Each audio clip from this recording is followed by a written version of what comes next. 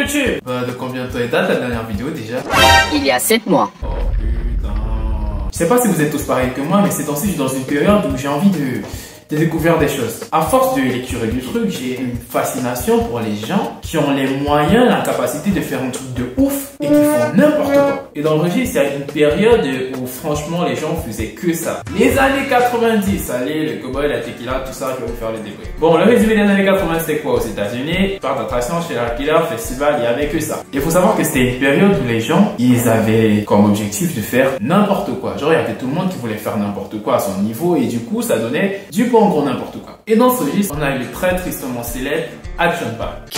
Action Park! Bon, à la base, Action Park, c'est quoi? C'est une station de ski qui s'appelle le Benham New Jersey Valley Ski Park. C'est beaucoup trop long, je sais. Et à la base, c'était une station de ski, tout ce qu'il y a de plus tranquille. Il y avait des toboggans, des places de ski et des luges d'été. La luge d'été, c'était quoi? La luge d'été, c'est un genre de toboggan où t'es dans une luge, un peu comme le bobsleigh. Je sais pas si vous connaissez, genre tu pousses une manivelle, c'est accéléré, tu tires une manivelle, c'est lent. C'est un peu ça le truc classique. Mais vu que dans les années 90, tout le monde faisait n'importe quoi aux États-Unis, les deux propriétaires, ils avaient un objectif clair, c'est faire de la thune. Et dans ce débat-là, ils ont eu la merveilleuse idée de transformer le New Jersey Ski Park machin en parc d'attractions. C'était pas du tout une bonne idée. Et donc, comment transformer une station de ski en parc d'attractions? Vas-y, 10 secondes pour répondre.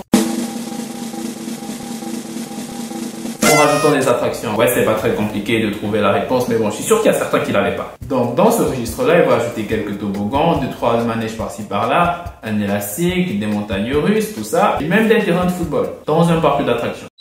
Original. Bon, déjà pour son époque, Action Park c'était un parc qui était extrêmement novateur et c'était un des premiers du genre. Parce que dans un même parc d'attractions, vous pouviez faire de la piscine à vagues, du toboggan, de la luge d'été et même du tennis. Donc il y avait quand même beaucoup de diversité. Du coup, le parc officiellement sous le nom de Action Park en 1982 et c'est à partir de là que ça commence à être le bordel. Déjà, le parc, comment il se constitue? Il a 3 sections. La première section, c'est le Motor City Machine Gun. Yeah, années 80, t'as compris la vibe ou pas? Bon, dans cette section-là, qu'est-ce qu'on pouvait faire? On pouvait conduire plein de petits véhicules à moteur dans l'eau. Je vois pas pourquoi on doit conduire des véhicules à moteur dans l'eau, mais bon, à chacun ses délires. Du coup, vous pouviez rouler des sortes d'autotamponneuses, des mini-voitures dans l'eau et vous foutre sur la gueule avec les autres touristes. Bon, sur le papier, ça pouvait être sympa. Mais à un moment donné, je pense que ça a commencé à être bizarre parce que quand tu as des véhicules à moteur et que tu les fous dans de l'eau, évidemment qu'il y a de l'essence. Donc, tu as de l'essence qui va se mélanger avec l'eau. Donc, ce n'était pas rare que de temps en temps, on se retrouve avec 2-3 personnes qui sortaient avec des brûlures à cause de l'essence dans l'eau. Mais bon, c'est la routine, c'est normal, ça change.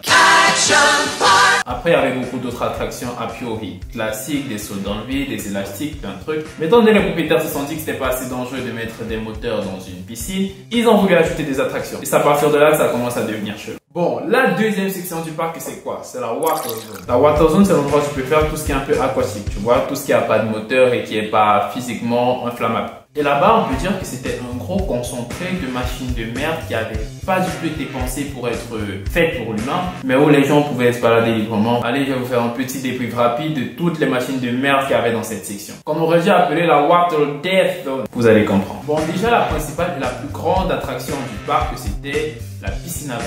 Comment c'est la piscine à vagues? La piscine à vagues, pour ceux qui ne sont jamais allés à la fête foraine, c'est un genre de piscine où il y a des vagues. Je suis sûr qu'il y en a qui n'avaient pas capté. Donc, du coup, le principe c'est quoi? On a une petite période de 40 minutes où c'est tranquille. Après, il y a 5 minutes, 20 minutes, ça tambouine fort avec les vagues. En principe, c'est ça une piscine à vagues. Mais le truc, c'est que là-bas, à Action Park, il y avait 15 minutes de calme et 20 minutes où ça tambouinait fort avec les vagues. Donc, on peut dire que c'était hardcore toute la journée. Et comme si c'était pas suffisant, ce rythme de fou, ils se sont dit que la piscine à vagues elle devait avoir une capacité de 1000 personnes. 1000 putains de personnes. Et je suis pas personnellement maître nageur, mais surveiller 1000 personnes dans une piscine avec des vagues pour une personne, c'est impossible. Du coup, ce qui devait arriver arriva. Par jour, on avait au moins 30 personnes qui devaient être sauvées de la noyade. En plus des gens qui se battaient et urinaient dans l'eau, bref, c'était le gros n'importe quoi. Mais malgré tout ça, c'était pas grave, tout le monde s'amusait, la piscine à vagues, c'était sympa. 2 mois. Ok?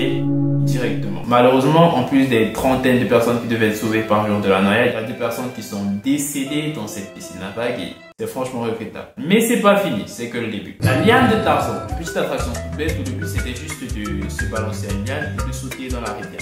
sur le papier, c'est un peu bête. Mais étant donné qu'il y a plein de gens qui ont eu envie de faire le truc de Tarzan, ça fonctionnait. Du coup, la liane de Tarzan, c'était quoi le principe? Tu prenais la liane, tu plongeais et tu tombais dans l'eau. Mais le truc, c'est que quand tu construis un truc de ce genre un parc aquatique, tu dois t'assurer que la température de chaque bassin soit la même. Comment que ce soit un peu proportionnel, tu vois. Parce que si tu quittes d'un bassin à 30 degrés pour aller juste après d'un bassin à 3 degrés, je suis pas physicien, mais frérot, je peux te dire que tu es dans la merde. Donc, le différentiel de température entre le bassin de la piscine à vagues qui était extrêmement chaud à cause des moteurs et tout ça, et le bassin du truc de Tarzan qui était extrêmement froid, ça faisait qu'il y avait un petit choc qui se produisait chez l'humain, tu vois. Mais bon, en réalité, c'était rien de bien grave. En plus des dizaines de personnes qui se sont retrouvées blessées à cause d'une mauvaise chute. Mais vous vous en doutez, c'est pas fini. Le problème avec tout ça, c'est qu'à l'époque, les lois sur les parcs d'attractions, étant donné que c'était tout nouveau, c'était un peu ambigu. Donc on pouvait pas vraiment déterminer la responsabilité du parc dans la mort de telle ou telle personne. Par exemple, le mec qui est mort dans la piscine à vagues, on sait pas s'il est mort à cause des vagues, s'il est mort à cause de l'alcool qu'il a bu, parce que oui, on vendait de l'alcool dans ce parc d'attractions, ou s'il est mort à cause d'autre chose. Donc le parc n'est pas vraiment coupable. Parce qu'on se dit que si le parc était coupable, les autres seraient morts aussi. Bref, c'est tout un ramassis de n'importe quoi qui va causer la mort d'encore d'autres personnes. Quelques mois plus tard, ce qui devait arriver arrivera. Un monsieur, après être tombé de son kayak dans l'attraction du kayak, va mourir d'électrocution en touchant un câble électrique à l'intérieur du bassin. Pourquoi est-ce qu'il y a des câbles électriques à l'intérieur du bassin à la portée des visiteurs? C'est complètement débile. Et je pense qu'à ce moment-là, étant donné qu'on a déjà pas mal de morts, vous, comment on se serait dit, bon les gars, on est quand même franchement roulé, donc on doit arrêter les frais. Mais les propriétaires du parc, ils s'en battent. Du coup, nouvelle attraction. La routine, c'est l'amusement, c'est Action Park. Action Park. Donc, le Cannonball, nouvelle attraction, qu'est-ce que c'est? Le Cannonball, c'est un grand toboggan avec un looping. J'ai jamais compris les gens qui font des toboggans aquatiques avec des loopings. Quand moi je glisse, j'ai pas envie de faire un looping.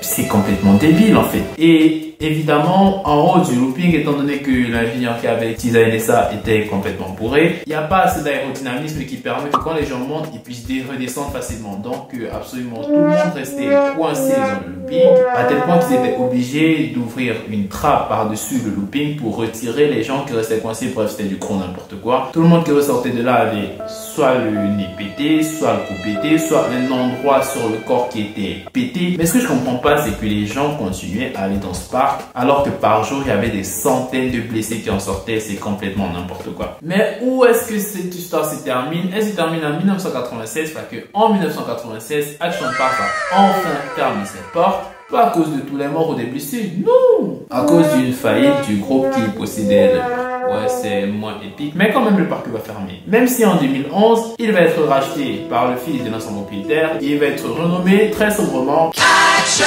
Park. Et donc aujourd'hui, vous avez encore la possibilité de visiter le Action Park, même si, rassurez-vous, il a été bien retravaillé, bien repensé depuis le temps, il est beaucoup moins dangereux, mais il y a quand même toujours les cannonballs. Je sais pas ce qu'ils ont avec les toboggans, mais à chacun ses délires. Et c'est la fin de cette petite vidéo histoire sur le Action Park, le parc le plus dangereux de tous les temps. Je sais pas si elle vous a plu, mais moi franchement, quand j'ai lu cette histoire, elle m'a fasciné parce que je me demande comment les gens peuvent être aussi inconscients pour faire un truc qui fonctionne aussi mal, que tout le monde voit que ça fonctionne mal, mais qui se rendent pas compte que c'est la merde, vous voyez. Et perso, moi ça me fascine. Donc si vous voulez plus de vidéos de ce genre, dites-le en commentaire, lâchez votre meilleur pouce. N'hésitez pas si vous avez d'autres idées d'histoires comme ça que je peux vous raconter. Je vais vous lire et on verra s'il y a moyen d'en faire une vidéo. C'était Thomas Hervé et à la semaine prochaine.